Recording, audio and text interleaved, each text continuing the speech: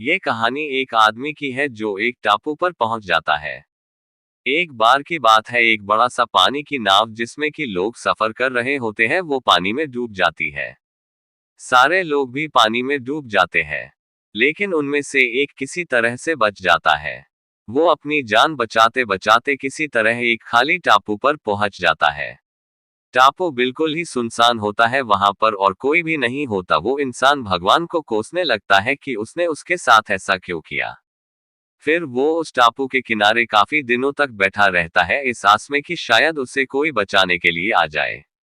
लेकिन 2 से 3 दिन बीत जाने पर भी उसे बचाने के लिए कोई नहीं आता। वो अपने बचने की उम्मीद पूरी तरह खो देता है। फिर वो जंगल में जाता है और कुछ लकड़ियां इकट्ठा करता है, जिसे वो अपने लिए एक छोटा सा घर बनाता है जिसमें कि वो रह सके। वो आदमी पेड़ों से फलों को तोड़कर और मछलियों को पकड़कर अपना पेट भरता है। ऐसा काफी दिनों तक चलता रहा। उस आदमी को अब अपने बचने का कोई रास्ता नहीं दिख रहा था।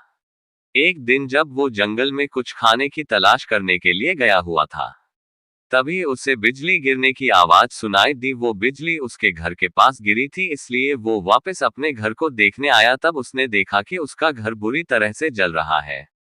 वो बिजली उसके घर के ऊपर गिरी थी, जिसके कारण उसके घर को आग लग गई। वो आदमी भगवान को कोसने लगता है कि उसने के छोटा सा घर बनाया था, वो भी जल गया। अब वो क्या करेगा। वो अपनी किस्मत को दिन भर कोसता रहा, फिर उस टापू के किनारे के पास ही सो गया। अचानक उसे एक नाव की आवाज सुनाई दी, जिससे उसकी आंखें खुल गई। तो उसने उठकर देखा कि एक नाव उसके पास ही आ रही थी।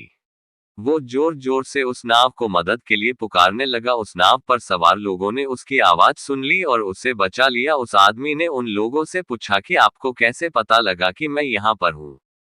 तब उनमें से एक आदमी ने जवाब दिया कि हमने आपका धुएं का इशारा देखा था, जिसे देखकर हम आपको बचाने के लिए आ गए। तब वो आदमी सोच में पड़ गया कि उसने तो उन्हें कोई इशारा नहीं दिया था। फिर थोड़ी देर बाद सोचने के बाद उसे याद आया कि उसका घर आग में जल गया था। शायद उसी के धुएं को देखकर ये मुझे बचाने के लिए आ गए। ये सब जानकर वो बहुत खुश हुआ तथा उसने भगवान का शुक्रिया किया।